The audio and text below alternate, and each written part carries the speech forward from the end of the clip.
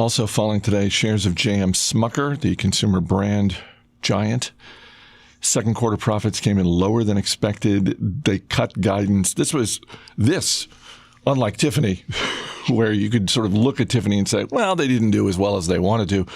Smucker's quarter was kind of bad all over. Yeah, it's in, a number of, I guess when you take the toppest of the top lines, which was only up, I think, a couple percent for the quarter, and net sales were up 5%. So that's okay. That's about keeping pace with a little bit better than inflation, of course. But one of the reasons that it was up 5% at all was because of an acquisition. So they got Ainsworth, which is a pet food company, a sort of gourmet pet food line, and they sold off the Pillsbury baked goods, and we've gone over the Pillsbury exists in a couple of different actual companies, and there's the baked goods part that Smucker's wound up with, but they sold that off. So a couple different things there. The top line's a little bit misleading.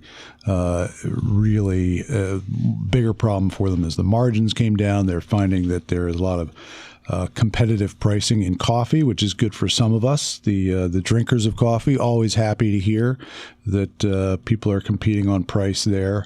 They still have surprisingly, the number one coffee brand in America, Folgers. Yeah.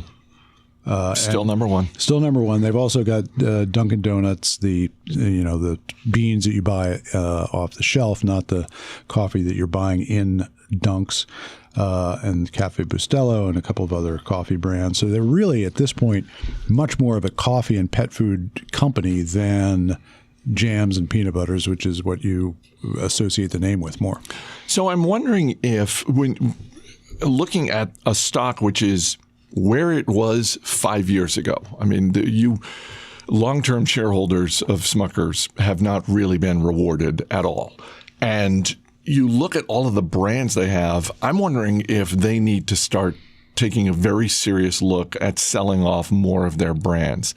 I went to their website, and one of the first things you see on their website is, hey, we're hiring. So not that I was looking to take a job at the Smucker Corporation. You weren't looking for one, but hey. I thought, hey, I'll click on that, and just to see, they've got over 200 jobs listed. I get that it's a big company, but I look at the fact that they're doing all this hiring, that the stock hasn't moved anywhere. They have all these brands.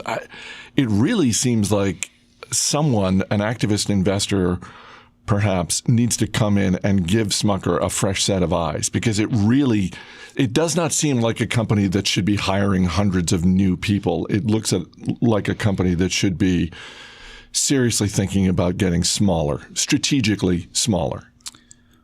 A lot of openings in the podcast division over there. None whatsoever. None. So yeah. Well, that thing is firing on all cylinders. Yeah. So I just thought the Smucker's podcast. Yeah. Legendary. Daily discussion of Jif peanut butter, and I mean they had to devote like a month to the Pillsbury Doughboy leaving and all that. So. Yeah. Sure.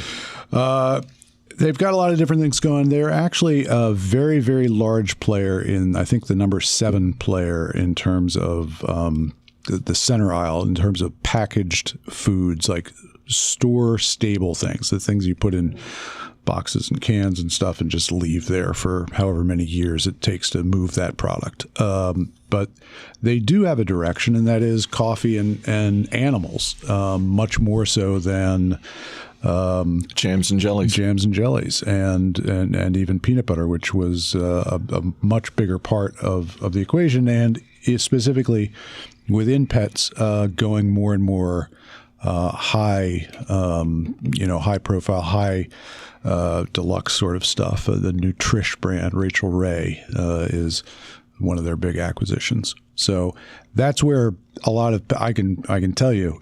It does cost more and more to feed your pets, and I think they had some interesting details about all of this on a recent investor presentation, and that there are more people significantly more people like shopping for their pets than for babies and things like that.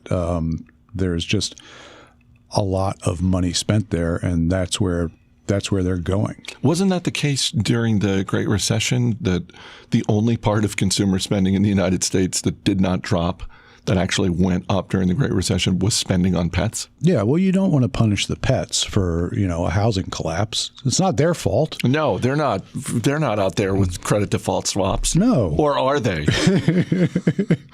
Because that would be amazing. That would be one of the great conspiracies of all time if they pulled that off without our realizing it. So that is, I think, a better place for them to go. And of course, devoting a large chunk of their present and future to coffee makes all the sense in the world, because as the nutritional and health abilities of coffee get more and more publicized, right, they're just going to be more and more in the right place with that. Oh yeah, no, they're absolutely on the right side of history when it comes to coffee.